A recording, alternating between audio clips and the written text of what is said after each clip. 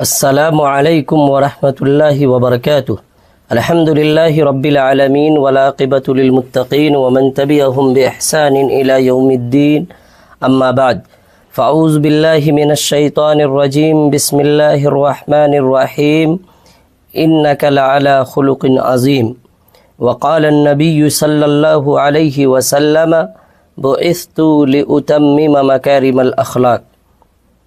ناظرین اور عزیز طلبہ و طالبات، آج آپ کے سامنے ہم جو درس لے کر حاضر ہیں، اس درس کا عنوان ہے نبی اکرم صلی اللہ علیہ وسلم کا عظیم اخلاق اور آپ کی جود و سخا۔ یعنی کہ آج کا جو ہمارا درس ہوگا وہ بنیادی طور پر دو عنوان پر مشتمل ہے، یا یوں کہیے کہ رسول کائنات صلی اللہ علیہ وسلم کی جو سیرت طیبہ ہے اس میں سے ہم دو گوشہ پر گفتگو کریں گے۔ پہلا گوشہ نبی اکرم صلی اللہ علیہ وسلم کا اخلاق کیسا تھا، آپ کا کردار کیسا تھا، اور جو دوسرا نقطہ ہے وہ یہ ہے کہ نبی اکرم صلی اللہ علیہ وسلم کی جود و سخا کا کیا عالم تھا۔ عزیز طلبہ و طالبات، نبی اکرم صلی اللہ علیہ وسلم کی ولادت سے قبل عرب معاشرے میں ہر طرح کی برائیاں عام تھی۔ چوری، زناکاری، ڈکیتی، شراب نوشی، مظلوموں پر ظلم کرنا، غریبوں پر ظلم کرنا، اس طرح کی جتنی برائیاں ہو سکتی تھی وہ عرب معاشرے میں پائی جاتی تھی۔ اس معاشرے کو ایک ایسے رہبر کی ضرورت تھی، ایک ایسے رہنما کی ضرورت تھی، ایک ایسے قائد کی ضرورت تھی، کراہتی ہوئی انسانیت کو کے درد کے مداوے کے لیے ایک ایسے رہبر اور رہنما کی ضرورت تھی جو اس معاشرے سے ظلم کا خاتمہ کر کے انصاف کا پرچم لہرا سکے۔ رب کائنات کو اپنے بندوں پر رحم آیا اور اس نے نبی آخر الزماں صلی اللہ علیہ وسلم کو آمنہ کے بطن سے عرب کے اندر مکہ مکرمہ میں مبعوث فرمایا۔ قرآن کریم کا جب ہم مطالعہ کرتے ہیں تو پتہ چلتا ہے کہ اللہ پاک نے ہم انسانوں کو بے شمار نعمتیں عطا کی ہیں، اتنی نعمتیں دی ہیں کہ اگر ہم ان نعمتوں کو گننا چاہیں، شمار کرنا چاہیں تو گن نہیں سکتے، شمار نہیں کر سکتے۔ اللہ فرماتا وَإِن تَعُدُّوا نِعْمَةَ اللَّهِ لَا تُحْصُوهَا، کہ اگر تم اللہ کی نعمتوں کو گننا چاہو، شمار کرنا چاہو تو گن نہیں سکتے، شمار نہیں کر سکتے، کاؤنٹ نہیں کر سکتے۔ اللہ پاک کی اتنی نعمتیں بندوں کو دی گئی ہے کہ اس کا احصاء اور اس کو گننا، اس کو اعداد و شمار میں لانا یہ ممکن نہیں۔ ان تمام نعمتوں میں اللہ پاک نے کہیں پر قرآن و حدیث میں یہ نہیں فرمایا کہ یہ نعمتیں دے کر ہم نے تم پر احسان کیا، کہیں پہ یہ نہیں کہا کہ ہم نے تمہارے لیے سورج بنائے تو تم پر احسان کیا، ہم نے تمہارے لیے چاند بنائے تو تم پر احسان کیا، ہم نے تمہیں چلنے کے لیے دو پاؤں دیے تو تم پر احسان کیا، ہم نے تمہیں دو ہاتھ دیے تم پر احسان کیا۔ لیکن جب اللہ پاک نے رسول کائنات صلی اللہ علیہ وسلم کو آخری نبی بنا کر اس دنیا میں مبعوث کیا تو قرآن کریم کے اندر فرمایا لَقَدْ مَنَّ اللَّهُ عَلَى الْمُؤْمِنِينَ إِذْ بَعَثَ فِيهِمْ رَسُولًا مِّنْ أَنفُسِهِمْ يَتْلُو عَلَيْهِمْ آيَاتِهِ وَيُزَكِّيهِمْ وَيُعَلِّمُهُمُ الْكِتَابَ وَالْحِكْمَةَ وَإِنْ كَانُوا مِنْ قَبْلُ لَفِي ضَلَالٍ مُبِينٍ، کہ اللہ رب العالمین نے مومنین پر، ایمان والوں پر، اہل ایمان پر احسان کیا ہے کہ اللہ پاک نے انہی میں سے ایک رسول کو بھیجا، انہی میں سے ایک رسول کو بھیجا جو اللہ پاک کی آیتیں انہیں پڑھ پڑھ کر سناتے ہیں۔ وَيُعَلِّمُهُمُ الْكِتَابَ وَالْحِكْمَةَ وَيُزَكِّيهِمْ وَإِنْ كَانُوا مِنْ قَبْلُ لَفِي ضَلَالٍ مُبِينٍ۔ تو رسول کائنات صلی اللہ علیہ وسلم کی بعثت، نبی کائنات صلی اللہ علیہ وسلم کو آخری نبی بنانا، رسول کائنات صلی اللہ علیہ وسلم پر نبوت کا خاتمہ کر کے اس کائنات میں آپ صلی اللہ علیہ وسلم کو مبعوث فرمانا، اس پوری امت پر احسان ہے۔ رسول کائنات صلی اللہ علیہ وسلم کے بارے میں اللہ رب العالمین نے فرمایا وَإِنَّكَ لَعَلَىٰ خُلُقٍ عَظِيمٍ، اے نبی اکرم صلی اللہ علیہ وسلم آپ اخلاق کے، کردار کے بلند مقام پر فائز ہیں، اس مقام پر فائز ہیں جہاں کوئی جا نہیں سکتا۔ آپ کا جو اخلاقی معیار ہے وہ بہت بلند ہے۔ اخلاق خلق کی جمع ہے۔ سوال یہ ہے کہ اخلاق کس کو کہتے ہیں؟ تو لغت میں اخلاق خلق کی جمع ہے، اور اصطلاح میں اخلاق کی بہت ساری تعریفیں کی گئی ہے۔ ان تعریفات میں سے ایک تعریف یہ ہے کہ اللہ کی جانب سے واجب یا مستحب تمام احکامات کی پابندی کرنا اور تمام ممنوع کاموں سے دور رہنے کا نام اخلاق ہے۔ اخلاق حسنہ تمام بھلائیوں کی چابی ہے، اس لیے شریعت اسلامیہ اور عقل سلیم کے روح سے ہر اچھی صفت کو اخلاق حسنہ میں شمار کیا جاتا ہے۔ رسول کائنات صلی اللہ علیہ وسلم نبوت سے قبل بھی اخلاق و کردار کے بلند مقام پر فائز تھے۔ آپ 40 سال میں نبی بنائے گئے۔ نبوت سے پہلے جو 40 سالہ آپ کی زندگی ہے وہ بلند اخلاق و کردار سے عبارت ہے۔ غیروں نے بھی تصدیق کی، غیروں نے، دشمنوں نے آپ کے اخلاق کی گواہی دی، آپ کے کردار کی گواہی دی، آپ کے عفت و پاک دامنی کی گواہی دی، آپ کے صداقت و امانت کی گواہی دی۔ غیروں نے بھی آپ کو کہا ما جربنا علیک الا صدقا، ہم نے آپ کو سچ کے علاوہ اور کچھ کہتے ہوئے نہیں دیکھا۔ حجر اسود کو جب رکھنے کے معاملے میں نزاع ہو گیا قبائل کے درمیان، اور جب یہ فیصلہ ایک بزرگ نے سنایا کہ کل کعبہ میں جو سب سے پہلے داخل ہوگا اس کے فیصلے کو ہم تمام لوگ قبول کر لیں گے، وہ جو فیصلہ کرے اس کو ہم مانیں گے، کل ہو کر کے رسول کائنات صلی اللہ علیہ وسلم سب سے پہلے حرم میں داخل ہوتے ہیں۔ تمام لوگوں نے جب نبی اکرم صلی اللہ علیہ وسلم کو دیکھا تو سب لوگوں نے ایک زبان ہو کر کہا تھا کہ امین آ گئے، صادق آ گئے، یہ جو فیصلہ کریں گے اس فیصلے کو ہم قبول کر لیں گے۔ رسول کائنات صلی اللہ علیہ وسلم نبوت سے قبل عرب معاشرے میں جاہلیت کا جو دور تھا، اس دور میں جہاں برائی ہی برائی تھی وہاں بھی آپ صلی اللہ علیہ وسلم نے اپنے اخلاق و کردار سے لوگوں کے دلوں میں اپنا سکہ جمایا تھا۔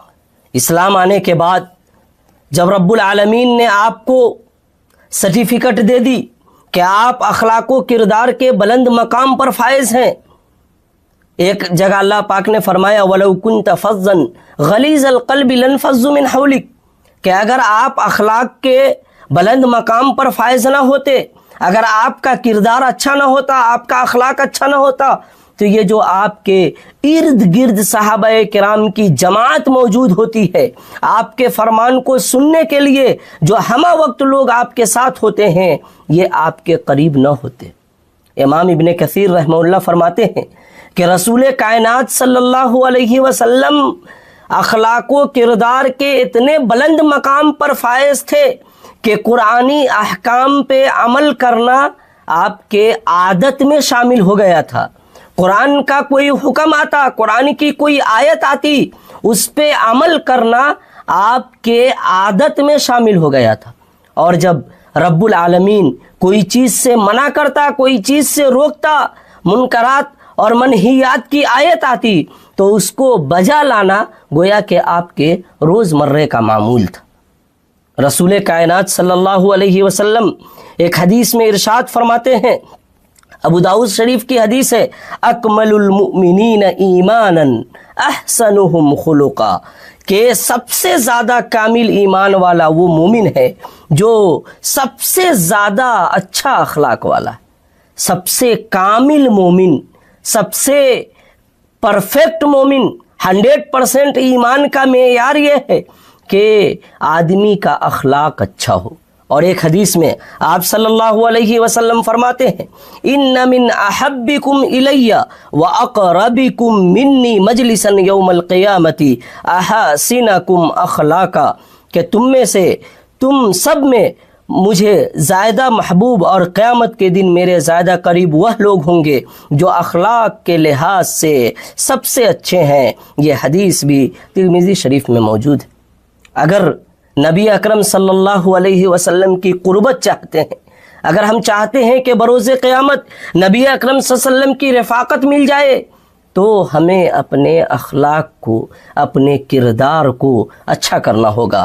ایک حدیث میں آپ صلی اللہ علیہ وسلم فرماتے ہیں ان من خیارکم احسنکم اخلاقا، تم میں سے افضل لوگ وہ ہیں جو اخلاق میں بہترین ہیں، اور یہ حدیث بخاری شریف میں موجود ہے۔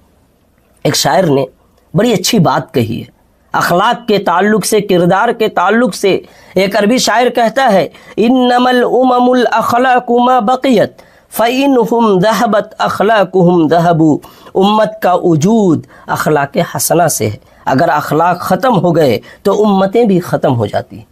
اگر امت برقرار رہنا چاہتی ہے، امت اگر اپنا وجود کو باقی رکھنا چاہتی ہے، اپنے وجود کو، تو امتوں کی ذمہ داری ہے کہ اپنے وجود کے بقا کے لیے اپنے اخلاق کو، اپنے کردار کو اچھا کریں اور اخلاق کو باقی رکھنے کی کوشش کریں۔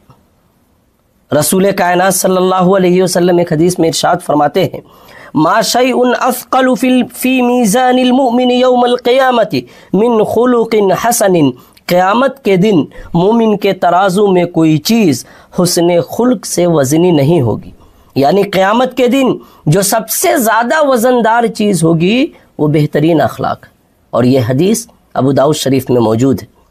ایک اور حدیث میں آپ صلی اللہ علیہ وسلم فرماتے ہیں ان المؤمن لیدرک بحسن خلقہ درجۃ الصائم القائم، مومن اپنے حسن خلق کی وجہ سے ہمیشہ روزہ رکھنے والے اور قیام کرنے والے کا درجہ حاصل کر لیتا ہے۔ یہ حدیث مسند احمد میں موجود ہے۔ یعنی اگر کوئی آدمی کا اخلاق اچھا ہے، کردار اچھا ہے، اگر کوئی آدمی اخلاق و کردار کے بلند مقام پر فائز ہے، تو اس کا درجہ، اس کا مقام، اس کا مرتبہ روزہ رکھنے والے اور قیام کرنے والوں کے برابر ہے۔ ایک حدیث میں آپ صلی اللہ علیہ وسلم فرماتے ہیں، ایک دوسری حدیث میں حضرت عبداللہ ابن عمر اس حدیث کے راوی ہیں، آپ صلی اللہ علیہ وسلم فرماتے ہیں اربع اذا کن فیک فما علیک ما فاتک من الدنیا حفظ امانت وصدق حدیث وحسن خلیقت وعفت فی طعمت، اگر تجھ میں 4 خصلتیں موجود ہوں تو کسی اور دنیاوی چیز کا تیرے پاس نہ ہونا تیرے لیے چندہ نقصان دہ نہیں۔ امانت کی حفاظت، نمبر 2 سچائی، نمبر 3 حسن خلق، اور نمبر 4 حلال رزق۔ یہ حدیث مسند احمد میں موجود ہے۔ یعنی اگر 4 خصلتیں ہمارے اندر پائی جاتی ہے اور اگر یہ 4 خصلتیں ہمارے اندر نہیں ہیں تو اس کا مطلب یہ ہے کہ پھر ہمارے پاس اور کوئی چیز نہیں ہے۔ ایک اور حدیث میں آپ صلی اللہ علیہ وسلم فرماتے ہیں البر حسن الخلقی، کامل نیکی، پرفیکٹ نیکی حسن خلق ہے۔ ایک اور حدیث میں جب آپ صلی اللہ علیہ وسلم نے حضرت معاذ ابن جبل کو یمن کی طرف بھیجا تو انہیں تاکید فرمائی وَخَالِقِ النَّاسَ بِخُلُقٍ حَسَنٍ، لوگوں کے ساتھ اچھے اخلاق سے پیش آنا۔ ایک جگہ اللہ پاک نے فرمایا خُذِ الْعَفْوَ وَأْمُرْ بِالْعُرْفِ وَأَعْرِضْ عَنِ الْجَاهِلِينَ، آپ ان سے درگزر کیجئے، نیکی کا حکم دیجئے اور جاہلوں سے اعراض کیجئے۔ رسول اکرم صلی اللہ علیہ وسلم نے، جو میں نے حدیث شروع میں پڑھی کہ آپ صلی اللہ علیہ وسلم نے ایک حدیث میں اپنے اخلاق کے بارے میں بتلاتے ہوئے فرمایا انما بعثت لأتمم مکارم الاخلاق، میری بعثت اس لیے ہوئی ہے تاکہ میں اخلاق کی تکمیل کر سکوں۔ میری بعثت کا مقصد، میرے نبی بنائے جانے کا مقصد اخلاق کی تکمیل۔ اما عائشہ ایک حدیث میں آپ صلی اللہ علیہ وسلم کے اخلاق کے بارے میں فرماتی ہیں، کسی شخص نے، کسی سائل نے اما عائشہ سے رسول کائنات صلی اللہ علیہ وسلم کے اخلاق کے بارے میں جب سوال کیا تو اما عائشہ نے فرمایا کان خلق فإن خلق نبی اللہ کان القرآن، کہ نبی اکرم صلی اللہ علیہ وسلم کا اخلاق قرآن کے مطابق تھا۔ مسلم شریف کی حدیث ہے، اما عائشہ فرماتی ہیں کہ رسول کائنات صلی اللہ علیہ وسلم کا اخلاق قرآن کے مطابق تھا۔ قرآن میں جو چیزیں ہیں قرآن کی عملی تصویر رسول کائنات صلی اللہ علیہ وسلم تھی۔ کتنے ہی لوگ آپ کے اخلاق حسنہ سے متاثر ہو کر اسلام میں داخل ہوئے، جیسا کہ حضرت ثمامہ بن اسال کا واقعہ موجود ہے۔ وہ یمامہ کے گورنر تھے، مسجد نبوی میں گرفتار کر کے لائے اور مسجد نبوی کے کھمبے میں باندھ دیے گئے۔ بخاری شریف میں حدیث موجود ہے کہ حضرت ثمامہ ابن اسال کو گرفتار کر کے لایا گیا اور مسجد نبوی کے کھمبے میں باندھ دیا گیا۔ رسول کائنات صلی اللہ علیہ وسلم تشریف لائے اور فرمایا ماذا عندک یا ثمامہ، اے ثمامہ کیا حال ہے، تمہارے پاس کیا ہے؟ ایک قیدی ہے، قید کر کے لایا گیا ہے، مسجد نبوی کے کھمبے میں اسے باندھا گیا ہے۔ رسول کائنات صلی اللہ علیہ وسلم اس سے پوچھتے ہیں کہ اے ثمامہ تمہارے پاس کیا ہے؟ ثمامہ نے جواب دیا اندی خیر، میرے پاس بھلائی ہی بھلائی ہے، میرے پاس صرف خیر ہے۔ ان تقتل تقتل ذا دم وان تنعم تنعم علی شاکر، کہ اگر آپ مجھے قتل کروا دیتے ہیں تو میرا قتل کرانا آپ کے لیے جائز ہوگا، اور اگر آپ مجھ پہ انعام و اکرام کی بارش کرتے ہیں، اگر آپ مجھے معاف کر دیتے ہیں تو میں آپ کا شکریہ ادا کروں گا۔ اور اے اللہ کے رسول، اگر آپ کو مال کی طلب ہے، اگر آپ مال لے کر کے مجھے چھوڑیں گے تو بتائیے، میں مال دینے کے لیے تیار ہوں۔ رسول کائنات صلی اللہ علیہ وسلم واپس تشریف لے گئے، کل ہو کر پھر آئے، پوچھا ماذا عندک یا ثمامہ، ثمامہ کیا حال ہے، تمہارے پاس کیا ہے؟ ثمامہ نے پھر وہی جواب دیا اندی خیر، ان تقتل تقتل ذا دم وان تنعم تنعم علی شاکر، کہ میرے پاس صرف بھلائی ہے، اگر آپ مجھے قتل کر دیں تو آپ کا قتل کرانا میرے لیے حلال ہے، لیکن اگر آپ مجھے چھوڑ دیتے ہیں، معاف کر دیتے ہیں تو میں آپ کا شکریہ ادا کروں گا، اور اگر آپ کو مال کی طلب ہے تو بتائیے، میں آپ کو مال دینے کے لیے تیار ہوں۔ رسول کائنات صلی اللہ علیہ وسلم پھر چلے گئے، تیسرے دن تشریف لائے، ثمامہ سے وہی سوال کیا، حضرت ثمامہ بن اسال نے پھر وہی جواب دیا۔ رسول کائنات صلی اللہ علیہ وسلم نے صحابہ کو حکم دیا کہ ثمامہ کو آزاد کر دو، چھوڑ دو۔ صحابہ کرام نے حکم کی تعمیل کی، رسول کائنات صلی اللہ علیہ وسلم کے حکم کی تعمیل کی صحابہ کرام نے، اور حضرت ثمامہ بن اسال کو آزاد کر دیا۔ ثمامہ گئے، قریب کے نہر میں جاتے ہیں، غسل کرتے ہیں، اور رسول کائنات صلی اللہ علیہ وسلم کے پاس آ کر کے اسلام قبول کرتے ہیں اور فرماتے ہیں، بڑا پیارا جملہ ہے، حضرت ثمامہ بن اسال نے اسلام قبول کرنے کے بعد رسول کائنات صلی اللہ علیہ وسلم کے سامنے جو جملہ کہا، وہ جملہ سنیے۔ حضرت ثمامہ کہتے ہیں واللہ ما کان علی الارض وجہ ابغض الی من وجہک فقد اصبح وجہک احب الوجوہ کلھا الی، آج سے پہلے اس روئے زمین پر میرے نزدیک سب سے مبغوض چہرہ، سب سے ناپسندیدہ چہرہ اے اللہ کے رسول آپ کا تھا، اور آج کے بعد اس کائنات میں اس روئے زمین پر سب سے محبوب چہرہ، سب سے پسندیدہ چہرہ آپ کا ہے۔ سوال یہ ہے کہ حضرت ثمامہ بن اسال اسلام قبول کیوں کیے؟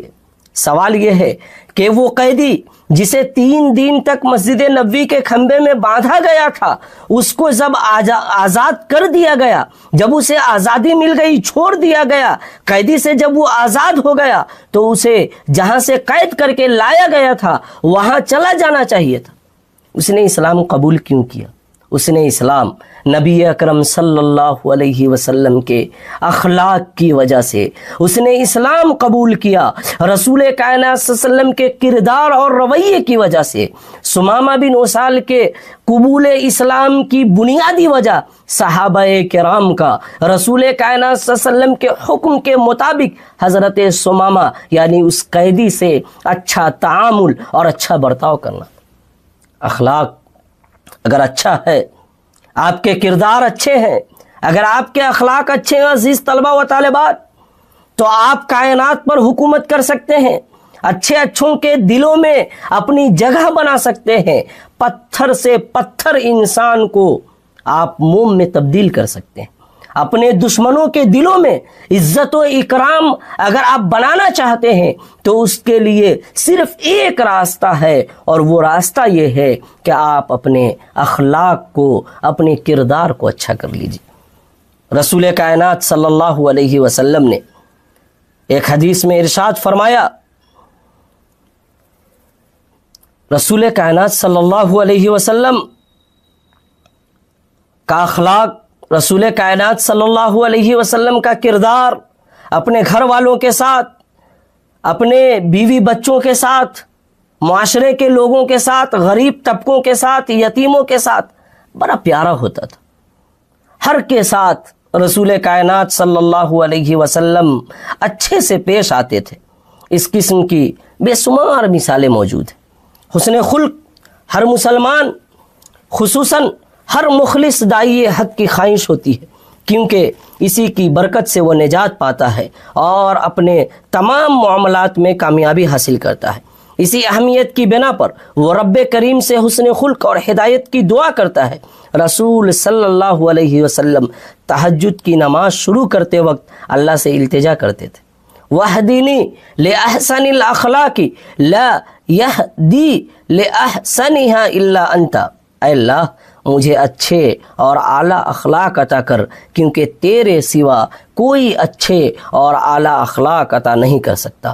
یہ حدیث مسلم شریف میں موجود ہے۔ رسول کائنات صلی اللہ علیہ وسلم تہجد پڑھ رہے ہیں، قیام اللیل کر رہے ہیں، رات میں اللہ کی عبادت میں مشغول ہیں، مصروف ہیں، اور اللہ سے جو دعا کر رہے ہیں، اللہ سے جو مانگ رہے ہیں، وہ یہ مانگ رہے ہیں کہ اللہ میرے اخلاق کو، میرے کردار کو اچھا بنا دے۔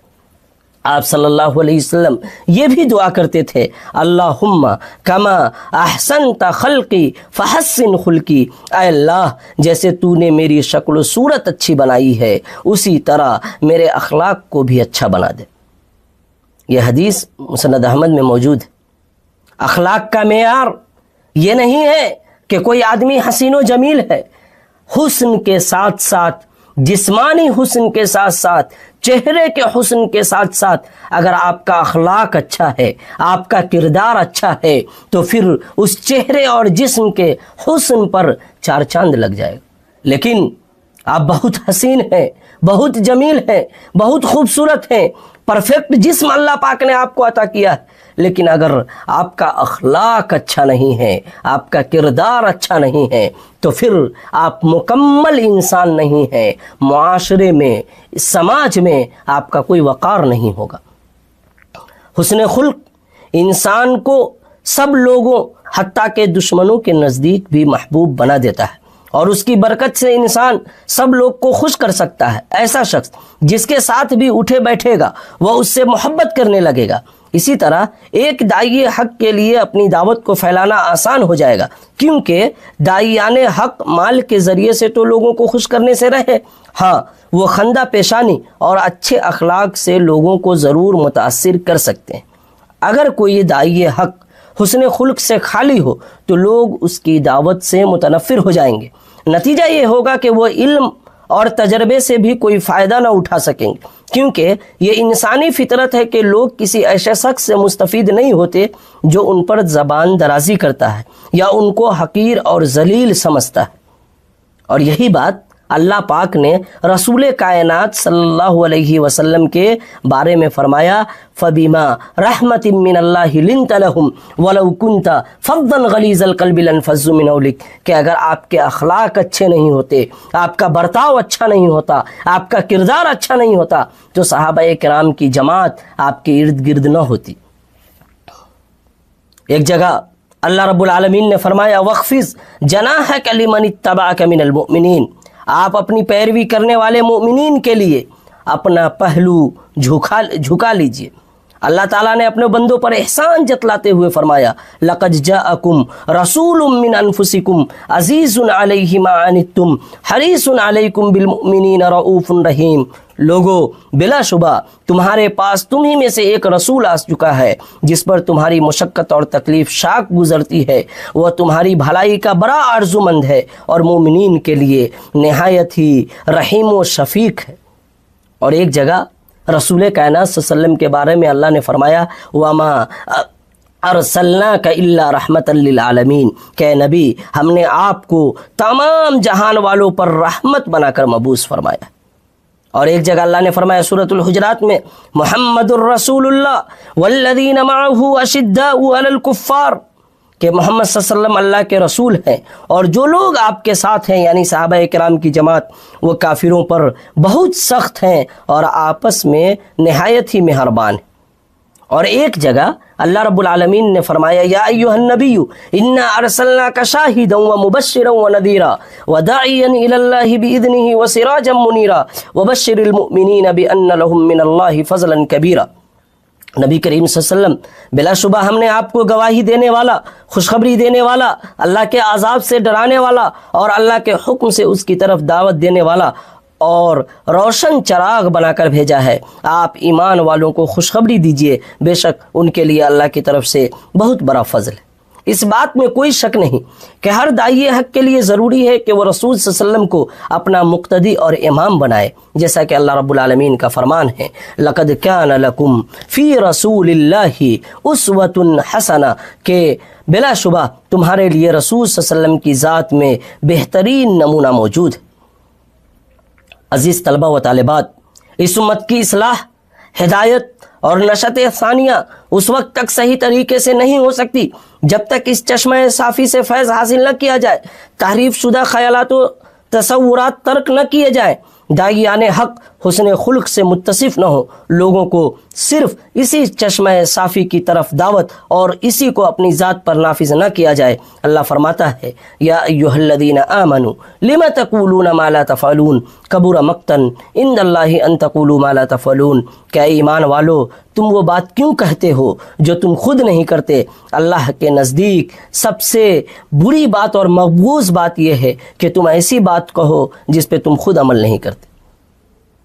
اور سورۃ العصر جو 30ویں پارے میں ایک سورت ہے جس کے بارے میں امام شافعی رحمہ اللہ کا غالباً قول ہے کہ آپ نے فرمایا کہ اگر اللہ رب العالمین بندوں کی ہدایت کے لیے صرف یہ سورت نازل کرتا تو کافی تھا، اور کوئی سورت نازل اور کوئی آیت نازل نہ فرماتا، صرف سورۃ العصر کا نزول فرما دیتا تو بندوں کی ہدایت کے لیے کافی تھا۔ اللہ فرماتا ہے والعصر ان الانسان لفی خسر الا الذین آمنوا وعملوا الصالحات وتواصوا بالحق وتواصوا بالصبر، قسم ہے زمانے کی یقیناً انسان خسارے میں ہے مگر وہ لوگ جو ایمان لائے، انہوں نے نیک کام کیا اور ایک دوسرے کو حق کی تاکید کی اور ایک دوسرے کو صبر کی تلقین کی۔ اس صورت میں بھی اللہ تعالیٰ نے عمل کو دعوت سے مقدم بیان کیا ہے۔ دعوت کے دوران میں حسن خلق داعی کو روشن دل بنا دیتا ہے، اس کے حواس کھول دیتا ہے جس سے اسے حق کے مقامات صاف نظر آنے لگتے ہیں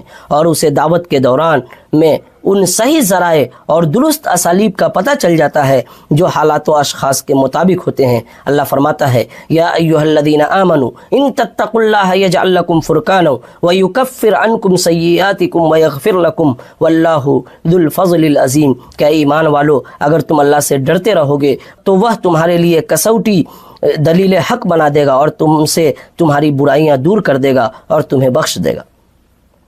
عزیز طلبہ و طالبات، دعوت میں حسن خلق آگ سے نجات اور جنت میں اعلیٰ درجات کے حصول کا سبب بنتا ہے۔ اللہ عز و جل کی رضا کے ساتھ ساتھ یہی مومن کا مقصود و مطلوب ہے۔ اس لیے جب رسول صلی اللہ علیہ وسلم نے ایک آدمی سے پوچھا ما تقول فی الصلاۃ قال اتشہد ثم اسأل اللہ الجنہ واعوذ بہ من النار اما واللہ ما احسن دندنتک ولا دندنت معاذ قال حولہا ندندن، تم نماز میں کیا پڑھتے ہو؟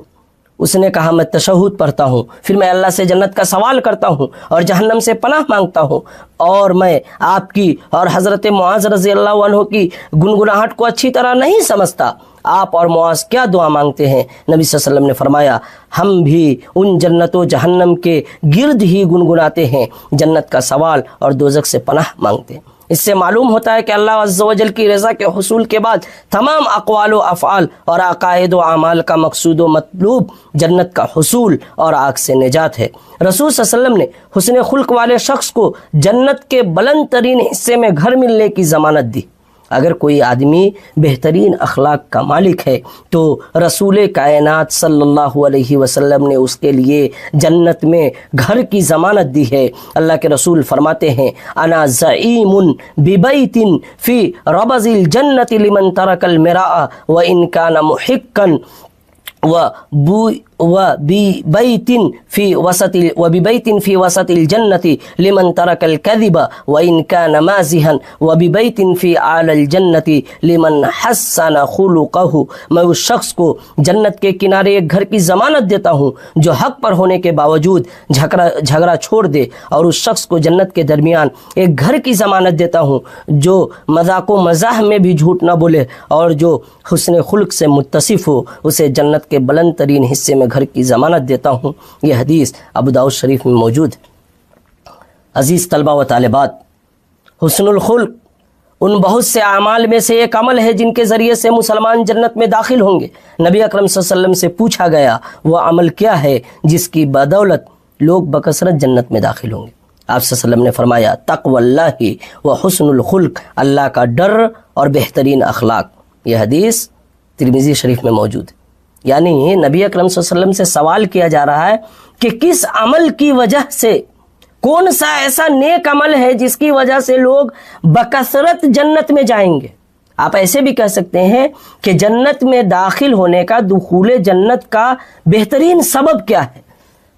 آپ صلی اللہ علیہ وسلم نے فرمایا اللہ کا ڈر اور بہترین اخلاق۔ اگر آپ جنت میں داخل ہونا چاہتے ہیں، اگر آپ دخول جنت کے خواہاں ہیں، تو اللہ کا ڈر، اللہ کا خوف اپنائیے اور اپنے اخلاق کو، اپنے کردار کو مضبوط کر لیجیے۔ رسول صلی اللہ علیہ وسلم نے فرمایا آگ ہر عاجز، تباہ اور نرم مزاج شخص پر حرام ہے۔ حضرت عبداللہ بن مسعود فرماتے ہیں کہ رسول صلی اللہ علیہ وسلم نے فرمایا الا اخبرکم بمن یحرم علی النار او بمن تحرم علیہ النار علی کل قریب حین لین، میں تمہیں بتاؤں کہ کون سا شخص آگ پر حرام ہے، یا کس شخص پر آگ حرام ہے؟ ہر وہ شخص جو لوگوں سے قریب ہو، عاجز، تباہ اور نرم مزاج ہو۔ یہ حدیث ترمذی شریف میں موجود ہے۔ عزیز طلبہ و طالبات،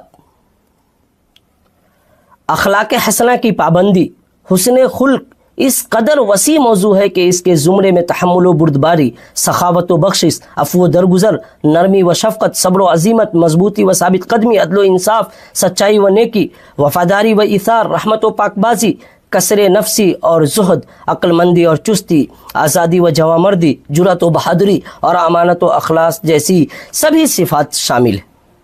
باقی رہا وہ خلق عظیم جس کی بنا پر اللہ تعالیٰ نے نبی اکرم صلی اللہ علیہ وسلم کی مدح و ستائش فرمائی، تو در حقیقت اس سے مراد مکمل دین ہے۔ حسن خلق تو صرف اس کا ایک جز ہے، جیسا کہ علامہ ابن تیمیہ رحمہ اللہ نے اپنے فتاویٰ میں بیان کیا ہے، اور امام ابن قیم رحمہ اللہ فرماتے ہیں اپنی کتاب مدارج السالکین میں کہ حسن خلق کے 4 اساسی ارکان ہیں، ان کے بغیر یہ قائم نہیں رہ سکتا۔ نمبر 1 صبر، نمبر 2 عفت و پاک بازی، نمبر 2 بہادری، اور نمبر 3 عدل و انصاف۔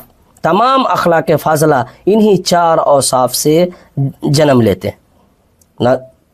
عزیز طلبہ و طالبات، رسول کائنات صلی اللہ علیہ وسلم کی جو دعوت پھیلی اور لوگ اسلام میں آئے، اسلام میں داخل ہوتے گئے، اس کی جو وجہ تھی آپ صلی اللہ علیہ وسلم اور صحابہ کرام کا بلند اخلاق تھا۔ آپ یاد کیجئے کہ ایک آدمی، بخاری شریف میں حدیث ہے کہ ایک آدمی رسول صلی اللہ علیہ وسلم کے گھر تشریف لاتا ہے اور اس نے دروازہ کھٹکھٹایا، بتلایا گیا آپ کو کہ فلاں شخص ہے، فلاں شخص ہے، جو آیا ہے وہ فلاں شخص ہے۔ آپ صلی اللہ علیہ وسلم نے فرمایا بئس اخو العشیرہ، جو آیا ہے وہ بہت بدماش ہے، اپنے قبیلہ والوں میں جو جس قبیلہ سے آیا اس قبیلے کا سب سے بدماش شخص ہے۔ اس کے لیے دروازہ کھولا گیا، وہ رسول کائنات صلی اللہ علیہ وسلم سے ملاقات کرتا ہے، اور آپ صلی اللہ علیہ وسلم نے اس سے بڑے اچھے اخلاق سے بات کیا۔ بات کرتے ہوئے آپ مسکراتے رہے، بات کرتے رہے۔ اماں عائشہ دیکھ رہی ہیں پورے معاملے کو۔ جب وہ شخص چلا گیا تو اماں عائشہ نے فرمایا کہ اللہ کے رسول، اس کے آنے سے پہلے تو آپ کہہ رہے تھے کہ وہ شخص ایسا ایسا ہے، لیکن آپ تو اس سے جو بات کیے تو اس میں کہیں بھی نہیں لگا کہ وہ آدمی اخلاق کا اچھا نہیں ہے۔ تو آپ صلی اللہ علیہ وسلم نے فرمایا یا عائشہ متا احدتنی فحاشن، تم نے مجھے کسی کے ساتھ بد اخلاقی سے پیش آتے ہوئے کبھی دیکھا ہے؟ کیا میں کبھی کسی کے ساتھ برے اخلاق سے، اخلاق سیئہ سے میں پیش آیا ہوں؟ میری تو بعثت کا مقصد ہی اخلاق کی تکمیل ہے، میں تو پورے جہان والوں کے لیے رحمت بن کر آیا ہوں۔ ایک شخص جس کے بارے میں خود رسول کائنات صلی اللہ علیہ وسلم کہہ رہے ہیں کہ وہ اپنے قبیلے کا سب سے برا شخص ہے، وہ بھی جب آ رہا ہے تو رسول صلی اللہ علیہ وسلم اپنے اعلیٰ اخلاق و کردار کا اس کے سامنے مظاہرہ کر رہے ہیں۔ رسول صلی اللہ علیہ وسلم کی پوری زندگی پڑھ جائیے، قدم قدم پہ آپ کو اخلاق حسنہ کی مثالیں ملیں گی۔ پہلے وحی نازل ہوئی، کانپتے ہوئے جب اماں خدیجہ کے پاس آئے، اور اماں خدیجہ نے جو آپ کو دلاسا دلاتے ہوئے فرمایا تھا، بخاری شریف میں حدیث ہے، کلا ابشر فواللہ لا یخزیک اللہ ابدا انک لتصل الرحم وتحمل الکل وتصدق الحدیث وتقرئ الضیف وتعین علی نوائب الحق، کہ اللہ کے رسول آپ کو گھبرانے کی ضرورت نہیں ہے، آپ کو پریشان ہونے کی ضرورت نہیں ہے، اللہ آپ کو ضائع نہیں کرے گا، اللہ آپ کو برباد نہیں کرے گا، اللہ آپ کو رسوا نہیں کرے گا۔ اس کی وجہ یہ ہے کہ آپ غریبوں کی مدد کرتے ہیں، بے کسوں کا سہارا بنتے ہیں، مہمان نوازی کرتے ہیں، صلہ رحمی کرتے ہیں، مظلوموں کی فریاد کو سنتے ہیں۔ آپ اخلاق و کردار کے بلند مقام پر فائز ہیں۔ آپ اتنے اچھے اچھے اوصاف سے جو آدمی متصف ہو، اللہ اس کو برباد نہیں کرے گا۔ اور آگے آئیے، صلح حدیبیہ سن 6 ہجری میں جب دستخط ہوا معاہدے پر، اس میں سے ایک شرط یہ تھی کہ اگر کوئی مکہ سے بھاگ کر کے مدینہ آ جائے، مسلمان ہو کر کے، کوئی کافر مسلمان ہو کر کے مدینہ آئے، تو رسول صلی اللہ علیہ وسلم اسے مکہ واپس کر دیں گے، اور اگر کوئی مدینہ کا آدمی مکہ جائے تو وہ لوگ واپس نہیں کریں گے۔ رسول کائنات صلی اللہ علیہ وسلم نے اس شرط پر اگر دستخط کیا تو اس کے پیچھے آپ کا اعلیٰ اخلاق اور آپ کا اعلیٰ کردار کار فرما تھا۔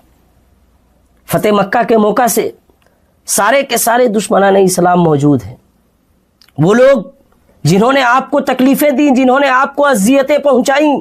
مکہ والوں نے آپ کے ساتھ کیا کیا سلوک نہیں کیا، آپ کو پاگل، مجنوں، دیوانہ اور پتہ نہیں کیا کیا کہا۔ نماز پڑھتے تو آپ کے جسم اطہر پر اوجھنیاں ڈال دی جاتی، لیکن اس کے باوجود جب آپ فاتح مکہ کی حیثیت سے داخل ہوتے ہیں تو آپ صلی اللہ علیہ وسلم نے اپنے اعلیٰ اخلاق و کردار کا مظاہرہ کرتے ہوئے فرمایا تھا، لا تثریب علیکم اليوم اذهبوا وانتم الطلقاء، جاؤ تم سب کے سب آزاد ہو، آج کسی سے کوئی بدلہ نہیں لیا جائے گا۔ اس سے اعلیٰ اخلاق کیا دنیا میں کوئی پیش کر سکتا ہے؟ رسول کائنات صلی اللہ علیہ وسلم اخلاق و کردار کے بلند مقام پر فائز تھے۔ بحیثیت مومن، بحیثیت رسول صلی اللہ علیہ وسلم کے پیروکار کے، صاحب ایمان کے، ہماری ذمہ داری ہے کہ ہم اپنی زندگی میں اخلاق و کردار کو نافذ کریں۔ سب سے اہم چیز جو ہمیں توحید کے بعد اور فرائض کے بعد اپنی زندگی میں نافذ کرنی ہے وہ یہ کہ ہمیں اپنے اخلاق کو، اپنے کردار کو اور اپنے اعمال کو اور اپنے معاملات کو اور لوگوں کے ساتھ جو ہمارا تعامل ہے وہ بہتر ہو۔ ہمارے موضوع کا، عزیز طلبہ و طالبات، موضوع کا جو دوسرا حصہ ہے، آپ صلی اللہ علیہ وسلم کی جود و سخا، اللہ کی راہ میں خرچ کرنا، غریبوں کی مدد کرنا، اس کی بے شمار فضیلتیں وارد ہوئی۔ اللہ نے فرمایا والذین یکنزون الذهب والفضة ولا ينفقونها في سبیل اللہ فبشرهم بعذاب علیم، کہ جو لوگ سونا اور چاندی جمع کرتے ہیں اور اللہ کی راہ میں خرچ نہیں کرتے، انہیں دردناک عذاب کی خوشخبری سنا دیجیے۔ اور سورۃ الانفال میں جو مومنین کے اوصاف بیان ہوئے، اس میں سے ایک وصف یہ ہے کہ جو مومنین ہوتے ہیں وہ اللہ کی راہ میں خرچ کرنے والے ہوتے ہیں۔ اللہ فرماتا ہے انما المؤمنون الذین اذا ذکر اللہ وجلت قلوبهم واذا تلیت علیہم آیاتہ زادتهم ایمانا وعلی ربهم یتوکلون الذین یقیمون الصلاة وینفقون مما رزقناہم۔ جو مومنین کے اوصاف ہیں اس آیت میں، اس میں سے ایک وصف، ایک صفت یہ ہے کہ وہ اللہ کی راہ میں خرچ کرنے والے ہوتے ہیں۔ اور اس کے بعد اللہ نے فرمایا اولئک ہم المؤمنون حقا، ان اوصاف سے جو مومن متصف ہوگا حقیقی معنوں میں وہی مومن ہے۔ رسول کائنات صلی اللہ علیہ وسلم کی جود و سخا کا عالم یہ تھا کہ حدیث میں آتا ہے کان رسول اللہ صلی اللہ علیہ وسلم اجود الناس، کہ آپ لوگوں میں سب سے زیادہ سخی تھے۔ بخاری شریف میں ایک حدیث ہے کہ اگر اللہ تعالیٰ مجھے احد پہاڑ کے برابر بھی سونا دے دے تو میں اس میں سے صرف قرض ادا کرنے کے لیے باقی رکھوں گا، جتنا میرے ذمہ قرض ہے اتنا اپنے پاس رکھوں گا اس کو قرض کی ادائیگی کے لیے، اور بقیہ پورے کے پورے سونے کو اللہ کی راہ میں خرچ کر دوں۔ بخاری شریف میں یہ ایک حدیث ہے کہ رسول کائنات صلی اللہ علیہ وسلم نماز میں آئے، نماز پڑھائے، اور آپ کو یاد آیا کہ گھر میں کچھ سونا بچا ہوا ہے، آپ فوراً خلاف معمول نماز کے بعد گھر تشریف لے گئے اور جو چیزیں گھر میں تھی اس کو اللہ کی راہ میں خرچ کر دیا، صدقہ اور خیرات دے دیا۔ عزیز طلبہ و طالبات، جود و سخا ایک عظیم صفت ہے اور اس کے 10 مرتبے، جود و سخا کے 10 مرتبے۔ نمبر 1 جان کی سخاوت، یہ سخاوت کا سب سے اعلیٰ درجہ ہے۔ نمبر 2 سرداری کی سخاوت، سخی کو اس کی سخاوت مجبور کرتی ہے کہ ضرورت پڑے تو لوگوں کی حاجات پوری کرنے کے لیے اپنا پندار سرداری بھی قربان کر دے۔ نمبر 3 آرام کی سخاوت یعنی قربانی، یعنی لوگوں کے مفاد و مسالے میں مصروفیت کی بنا پر اپنا آرام بھی تج دے۔ نمبر 4 علم کی سخاوت، یہ بھی سخاوت کا اعلیٰ مرتبہ ہے اور یہ مالی سخاوت سے بلند تر چیز ہے۔ نمبر 5 اپنے اثر و رسوخ کی سخاوت، مثلا کسی کی سفارش کی جائے۔ نمبر 6 جسمانی نفع کی سخاوت، اس کی کئی صورتیں ہیں، مثلا لوگوں کے درمیان انصاف کرنا، جانور قابو کرنے میں کسی کی مدد کر دینا، کسی کو سواری پر سوار ہونے میں مدد دینا یا اس کا سامان سواری پر لاد دینا اور کسی سے اچھی بات کرنا، یہ سب نیکی کے کام ہیں اور بدنی سخاوت کے زمرے میں آتے ہیں۔ نمبر 7 اپنی عزت کی سخاوت، مثلا کسی غیبت کرنے والے، گالی دینے والے یا بے عزتی کرنے والے کو معاف کر دینا، جس کا مظاہرہ حضرت ابو زمزم نے کیا تھا۔ نمبر 8 صبر و برداشت اور غصہ ضبط کرنے کی سخاوت، یہ سخاوت مالی سخاوت سے زیادہ مفید اور بلند پایا ہے۔ نمبر 9 حسن خلق، چہرے کی مسکراہٹ اور خندہ پیشانی کی سخاوت، یہ صبر والی سخاوت سے بھی زیادہ وقی ہے۔ نمبر 10 لوگوں کے مال کی طمع نہ رکھنے کی سخاوت، کہ کسی کے مال کی طرف دھیان بھی نہ جائے۔ یاد رہے کہ سخاوت کے ہر مرتبے کا خصوصی مقام ہے اور اس کا دل میں خاص اثر ہوتا ہے۔ اللہ تعالیٰ کا وعدہ ہے کہ ہم سخی کو مزید دیں گے اور کنجوس کا اصل مال بھی ضائع کر دیں گے۔ رسول صلی اللہ علیہ وسلم کی ذات بابرکات میں جود و کرم کے تمام پہلو بدرجہ اتم جلوہ نما تھے۔ جو 10 بتائے گئے ہیں مراتب، وہ تمام کے تمام مرتبے رسول صلی اللہ علیہ وسلم میں بدرجہ اتم موجود تھے اور ان میں مالی سخاوت بھی شامل ہے۔ ہم یہاں مالی سخاوت کی چند مثالیں آپ کے سامنے پیش کرتے ہیں۔ حضرت انس بن مالک رضی اللہ تعالیٰ عنہ فرماتے ہیں کہ جب بھی رسول صلی اللہ علیہ وسلم سے اسلام کے نام پر کوئی چیز مانگی گئی تو آپ نے ضرور مہیا فرمائی۔ آپ کی خدمت میں ایک آدمی آیا، آپ نے اسے 2 پہاڑوں کے درمیان بکریوں سے بھری ہوئی پوری وادی عطا کر دی۔ وہ اپنی قوم کے پاس جا کر کہنے لگا، لوگوں مسلمان ہو جاؤ، محمد صلی اللہ علیہ وسلم تو دیتے وقت فقر و فاقہ سے ذرا بھی نہیں ڈرتے۔ یہ حدیث مسلم شریف میں موجود ہے۔ یہ عظیم واقعہ آپ کی بے مثال سخاوت و فیاضی کی نادر دلیل ہے۔ رسول صلی اللہ علیہ وسلم کی جود و سخا اللہ تعالیٰ کی رضا حاصل کرنے، لوگوں کو اسلام کی طرف راغب کرنے اور نو مسلموں کی تالیف قلب کے لیے ہوتی تھی۔ بسا اوقات ایسا بھی ہوتا تھا کہ کوئی شخص شروع میں تو دنیا کے خاطر اسلام قبول کرتا، مگر پھر اللہ تعالیٰ کے فضل، رسول صلی اللہ علیہ وسلم کی سخاوت اور نور اسلام سے متاثر ہو کر تھوڑے ہی عرصے میں اس کا دل اسلام و ایمان کا گہوارہ بن جاتا تھا اور پھر وہ اسلام کا ایسا شیدائی بنتا تھا کہ دنیا کی اس کی نظروں میں کوئی وقت ہی باقی نہ رہتی تھی۔ سخاوت کی ایک اور روشن مثال سماعت کریں۔ امام مسلم نے اس واقعے کو نقل کیا ہے کہ نبی اکرم صلی اللہ علیہ وسلم نے مکہ مکرمہ فتح کر لیا تو آپ اپنے ساتھیوں کو لے کر وادی حنین تشریف لے گئے، جہاں جنگ ہوئی تھی۔ وہاں زبردست لڑائی ہوئی اللہ تعالیٰ نے اسلام اور مسلمانوں کی مدد فرمائی اور فتح حاصل ہوئی۔ اس دن آپ صلی اللہ علیہ وسلم نے صفوان بن امیہ کو 100 بکریاں دی، پھر اور 100 اور پھر مزید 100۔ صفوان کہتے ہیں کہ اللہ کی قسم جب آپ نے مجھے مال دینا شروع کیا تو اس وقت آپ مجھے سب لوگوں سے زیادہ ناپسند تھے، مگر جب مجھے دیتے رہے حتیٰ کہ آپ مجھے سب لوگوں سے زیادہ محبوب ہو گئے۔ یہ حدیث مسلم شریف میں موجود ہے۔ حضرت انس رضی اللہ عنہ کی ہی ایک روایت ہے کہ بہت دفعہ ایسا ہوا کہ ایک شخص دنیاوی معلومات کے خاطر اسلام قبول کرتا تھا، لیکن اسلام لانے کے بعد اسے اسلام دنیا و ما فیہا سے زیادہ محبوب ہو جاتا تھا۔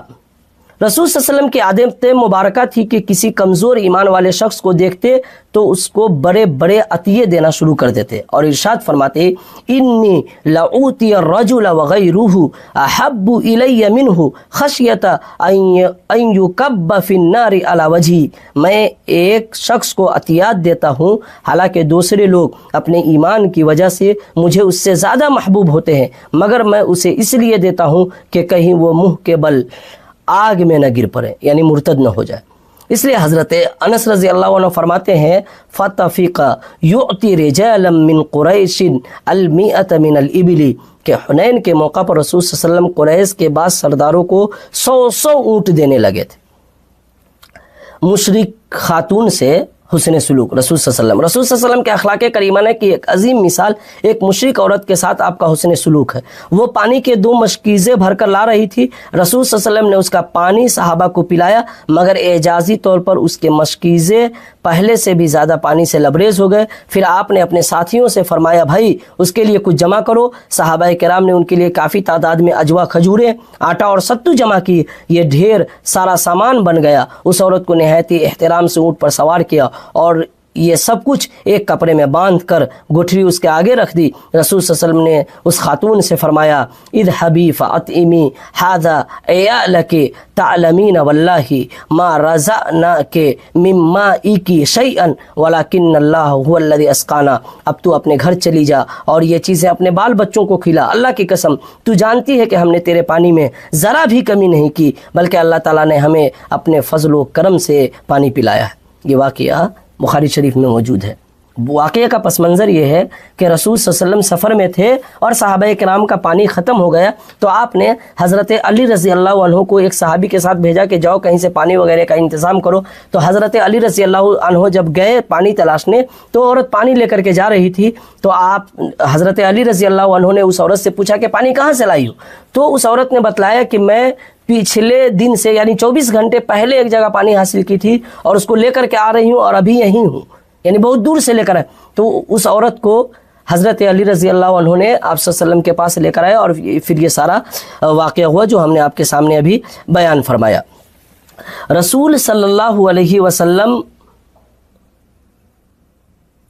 کو ایک خاتون نے اپنے ہاتھ سے، اپنے دستے مبارک سے ایک چادر ہدیہ کی، اپنے ہاتھ سے بنایا ہوا، بخاری شریف میں واقعہ موجود ہے کہ اپنے ہاتھ سے بنایا ہوا ایک چادر ہدیہ کیا اور آپ صلی اللہ علیہ وسلم کو وہ بہت پسند تھا، لیکن ایک آدمی نے اس چادر کا مطالبہ کر دیا اور جب رسول صلی اللہ علیہ وسلم سے اس چادر کا مطالبہ کر دیا گیا تو پھر آپ صلی اللہ علیہ وسلم نے اس آدمی کو وہ چادر دے دیا۔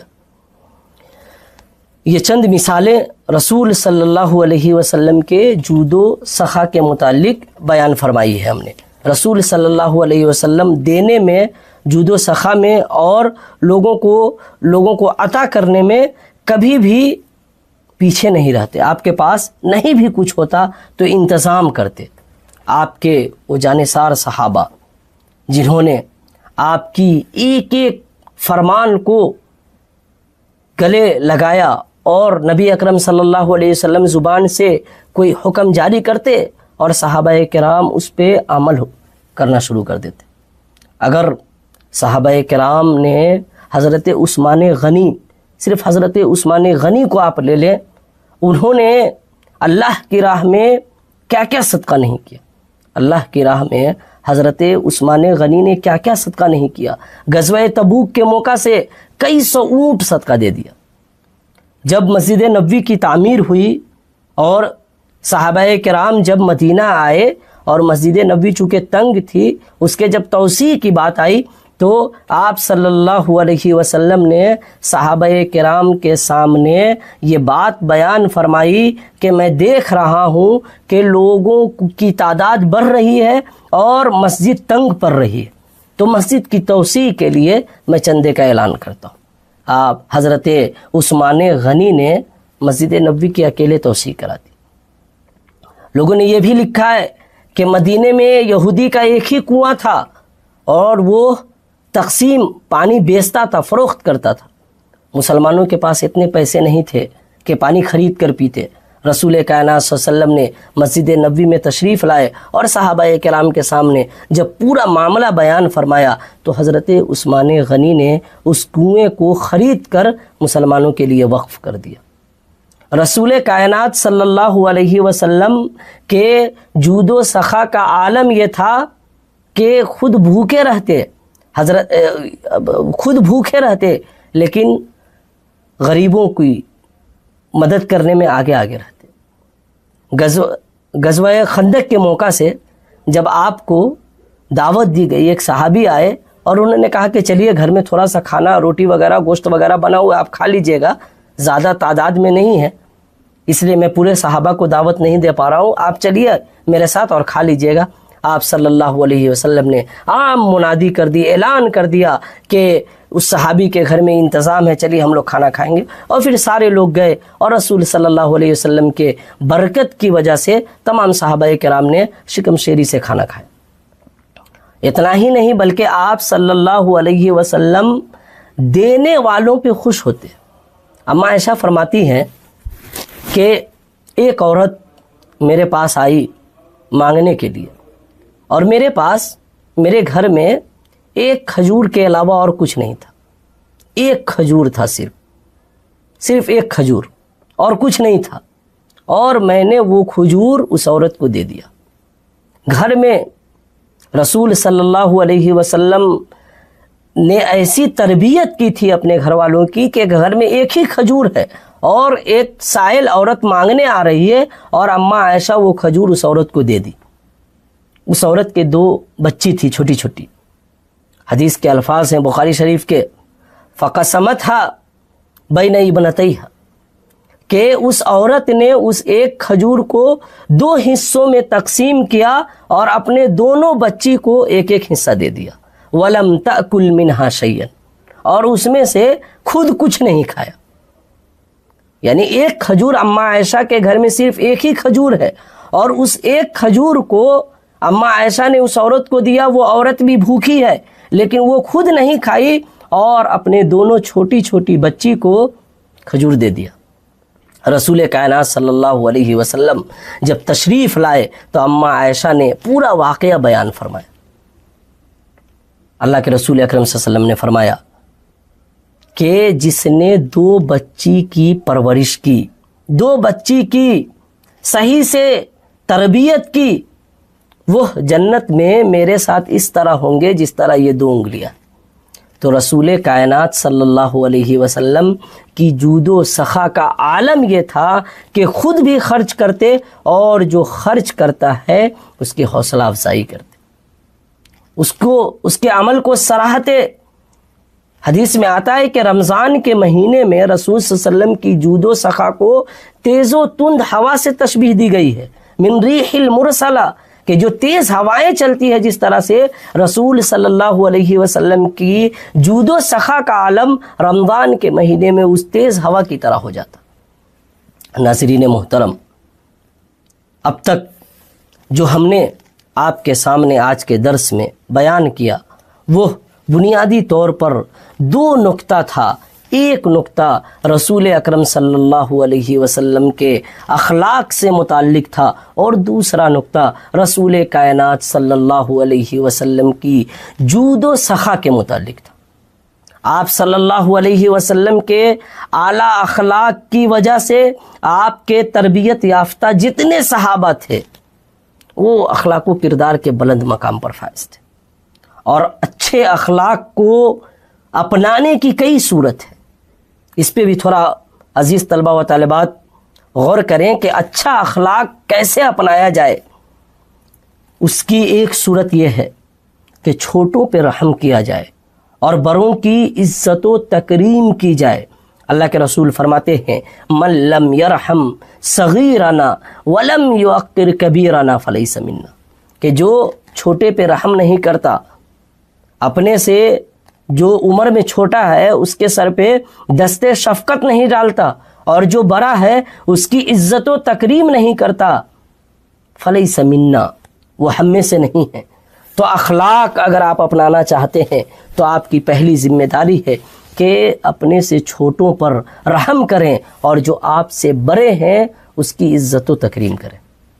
اچھے اخلاق کو اپنانے کی ایک صورت یہ ہے کہ اگر اللہ رب العالمین نے اور معاشرے نے آپ کو طاقت و قوت سے نوازا ہے، آپ حاکم ہیں، تو جب فیصل کے طور پہ آپ معاشرے میں جائیں، فیصلہ کرنے والے کے طور پہ جائیں، تو آپ عدل و انصاف سے کام لیں۔ یہ بھی اخلاق کا اور کردار کا یہ اعلیٰ معیار ہے کہ آپ منہ دیکھ کر، چہرہ دیکھ کر فیصلہ نہ کریں۔ اعدلوا هو اقرب للتقوی، تم عدل و انصاف سے کام لو، یہ تقوی سے زیادہ قریب۔ اور جب رسول کائنات صلی اللہ علیہ وسلم کے پاس ایک بڑے گھرانے کی عورت نے چوری کر لیا اور سفارش کے لیے جب پیشکش کی گئی تو آپ صلی اللہ علیہ وسلم نے فرمایا لو ان فاطمۃ بنت محمد سرقت لقطعت یدہ، کہ اگر محمد کی بیٹی فاطمہ بھی چوری کرتی تو اس کا بھی ہاتھ کاٹ دیا جاتا۔ اتشفع حد من حدود اللہ، تم اللہ تعالیٰ کے حدوں میں سفارش کرنے آتے ہو، اللہ کے حدوں میں سفارش نہیں کی جاتی۔ تو اعلیٰ اخلاق کو اپنانے کا ایک ذریعہ اور ایک راستہ یہ ہے کہ ہم عدل و انصاف سے کام لیں۔ اسی طرح اعلیٰ اخلاق اپنانے کا ایک طریقہ یہ ہے کہ ہم اپنے گھر والوں کے ساتھ بہتر سلوک کریں، جیسا کہ رسول اکرم صلی اللہ علیہ وسلم نے فرمایا کہ خیرکم لأہلہ، کہ تم میں سے بہتر وہ ہے جو اپنے گھر والوں کے ساتھ بہتر ہو، وَأَنَا خَيْرُكُمْ لِأَهْلِي، اور میں اپنے گھر والوں کے ساتھ تم تمام میں سب سے بہتر ہوں۔ رسول کائنات صلی اللہ علیہ وسلم کے اخلاق کا معاملہ یہ تھا کہ آپ اپنے گھر والوں کے ساتھ بڑے اچھے تھے۔ اما عائشہ کہتی ہیں کہ مجھے کھیل دیکھنے کی جب خواہش ہوتی تو میں رسول صلی اللہ علیہ وسلم کے ساتھ جاتی اور آپ کے بغل میں کھڑی ہو کر کھیل دیکھنے میں مشغول ہو جاتی۔ رسول کائنات صلی اللہ علیہ وسلم کھڑے رہتے، مجھے سہارا دیے رہتے، جب تک میں نہ کہتی کہ اے اللہ کے رسول چلیے اب ہو گیا، تب تک اللہ کے رسول نہیں کہتے کہ عائشہ چلو ہو گئے۔ تو اخلاق کو اپنانے کا ایک طریقہ یہ ہے کہ ہم اپنے گھر والوں کے ساتھ اچھا سلوک کریں۔ اسی طرح اخلاق اگر ہم اپنانا چاہتے ہیں، رسول کائنات صلی اللہ علیہ وسلم کی زندگی سے ہمیں یہ سبق ملتا ہے کہ جب ہم لوگوں سے ملیں تو مسکرا کر ملیں۔ اللہ کے رسول فرماتے ہیں کل معروف صدقہ وَإِنَّ مِنَ الْمَعْرُوفِ أَن تَلْقَى أَخَاكَ بِوَجْهٍ طَلِقٍ، کہ ہر نیکی صدقہ ہے، اور نیکی میں سے ایک نیکی یہ ہے کہ جب آپ اپنے بھائیوں سے ملے تو مسکرا کر ملے، بشاشت کے ساتھ ملے، خندہ پیشانی سے ملے۔ یہ بھی اخلاق کا اعلیٰ معیار۔ اخلاق و کردار بہتر کرنے کا ایک طریقہ یہ ہے کہ ہم رشتہ داروں کے ساتھ صلہ رحمی کریں، یہ بھی اخلاق و کردار کا اعلیٰ معیار ہے۔ اللہ کے رسول فرماتے ہیں من سرہ ان یبسط لہ فی رزقہ وینسأ لہ فی اثرہ فلیصل رحمہ، کہ جو رزق میں کشادگی چاہتا ہے، رزق میں بڑھوتری چاہتا ہے، جو چاہتا ہے کہ اس کے رزق میں برکت آ جائے، تو اسے چاہیے کہ وہ صلہ رحمی کرے۔ یہ صلہ رحمی رزق میں برکت اور عمر میں بڑھوتری کا ذریعہ۔ اگر آپ صلہ رحمی کرتے ہیں، اپنے پاس پڑوس کا، خاندان کا، رشتہ داروں کا خیال کرتے ہیں، تو یہ بھی اعلیٰ اخلاق کی دلیل مانی جائے گی۔ یہ چند نکات ہیں جن کو اپنا کر، یہ چند اعمال ہیں جن کو اپنا کر کے ہم اچھے اخلاق و کردار کے مالک ہو سکتے ہیں۔ اگر ہم اساتذہ ہیں تو طلبہ کے ساتھ ہمارا اچھا سلوک ہونا چاہیے، اگر ہم طالب علم ہیں تو اساتذہ کے ساتھ ہمارا اچھا برتاؤ ہونا چاہیے، اگر ہم کسی ادارے کے ذمہ دار ہیں تو جو ہمارے ماتحت کام کرنے والے لوگ ہیں ان کے ساتھ ہمارا اچھا برتاؤ ہونا چاہیے۔ اخلاق و کردار بلند کرنے کا ایک طریقہ یہ بھی ہے کہ اپنے کام چھوٹے چھوٹے خود کر لینا چاہیے۔ رسول کائنات صلی اللہ علیہ وسلم گھروں کے کام میں اپنے گھر والوں کا ساتھ دیتے، اپنا چھوٹا چھوٹا کام خود کر لیا کرتے۔ یہ بھی اعلیٰ اخلاق و کردار کی دلیل ہے۔ اس کے علاوہ بے شمار، جیسا کہ امام ابن کثیر نے لکھا ہے کہ جتنی اچھی چیز ہے وہ تمام کی تمام چیزیں اچھی اخلاق، یعنی ہر بہترین صفت اخلاق۔ تو ہمارے لیے ضروری ہے کہ ہم اچھائیوں کو اپنائیں، اللہ سے قریب ہوں، اللہ کا ڈر، اللہ کا خوف پیدا کریں، نیکیوں کو انجام دیں، برائیوں سے محفوظ رہیں۔ جو ہم نے اخلاق کی شروع میں تعریف کی، وہ تعریف یہی ہے کہ اللہ رب العالمین کے احکام کو بجا لانا، اور اللہ رب العالمین نے جن چیزوں سے منع کیا ہے اس سے رک جانا، دراصل یہی اعلیٰ اخلاق و کردار ہے۔ اور رسول کائنات صلی اللہ علیہ وسلم کی پوری زندگی اس کی عملی تصویر تھی۔ تو پوری گفتگو کا اور پورے درس کا جو خلاصہ اور نچوڑ اور تتمہ کہہ لیجئے یا خلاصۃ القول کہہ لیجئے، وہ یہ نکلے گا کہ رسول کائنات صلی اللہ علیہ وسلم کی زندگی کا ایک ایک لمحہ، آپ کی زندگی کا ایک ایک چھن، ایک ایک پل اعلیٰ اخلاق و کردار سے عبارت تھا۔ رسول کائنات صلی اللہ علیہ وسلم سماج کے ہر طبقہ کے ساتھ بہترین اخلاق کا مظاہرہ کرتے، اپنے گھر میں ہوتے تو بہترین اخلاق کا مظاہرہ کرتے، گھر سے باہر نکلتے تو بہترین اخلاق کا مظاہرہ کرتے، مارکیٹ میں جاتے تو بہترین اخلاق کا مظاہرہ کرتے، معاشرے میں جاتے تو بہترین اخلاق کا مظاہرہ کرتے، سفر میں کسی کو لے کر جاتے تو وہاں بہترین اخلاق کا مظاہرہ کرتے۔ اور اسی طرح رسول کائنات صلی اللہ علیہ وسلم کی زندگی سے جو دوسرا نقطہ ہم نے بیان کیا وہ آپ کی جود و سخا کے متعلق تھا کہ رسول کائنات صلی اللہ علیہ وسلم کس قدر خرچ کرتے تھے اللہ کی راہ میں۔ دراصل اللہ کی راہ میں خرچ کرنا یہ مصیبتوں سے بچنے کا ذریعہ، جب تک ہم اللہ کی راہ میں خرچ کرتے رہیں گے، اللہ کی راہ میں دینا یہ بہت بڑا اجر ہے۔ اللہ رب العالمین نے اگر آپ کو مال و دولت سے نوازا ہے، اگر آپ کو اللہ رب العالمین نے مال و متاع سے نوازا ہے، تو آپ کی ذمہ داری ہے کہ آپ بے کسوں کا، غریبوں کا، مسکینوں کا خیال رکھیں۔ اس لیے رسول صلی اللہ علیہ وسلم نے فرمایا تؤخذ من اغنیائہم وترد علی فقرائہم، کہ جو زکوٰۃ و صدقات کے مال ہیں وہ امیروں سے لیا جائے گا اور غریبوں میں تقسیم کیا جائے گا۔ جو اللہ رب العالمین نے آپ کو مال دیا ہے اس میں سے غریبوں کا بھی حق ہے، مسکینوں کا بھی حق ہے، محتاجوں کا بھی حق ہے، اور اس حق کو ادا کرنا بحیثیت مومن آپ کی ذمہ داری ہے۔ ہم اللہ رب العالمین سے دعا کرتے ہیں کہ اللہ پاک ہم تمام لوگوں کو اعلیٰ اخلاق اپنانے کی توفیق عطا فرمائے، اور زیادہ سے زیادہ اللہ کی راہ میں خرچ کرنے کی توفیق عطا فرمائے۔ اللہ پاک ہمیں جب تک زندہ رکھے ایمان پر، اور خاتمہ ہو تو خاتمہ بالخیر عطا فرمائے۔ اقول قولی ھذا واستغفر اللہ لی ولسائر المؤمنین وآخر الدعوانا ان الحمد للہ رب العالمین، والسلام علیکم ورحمۃ اللہ وبرکاتہ۔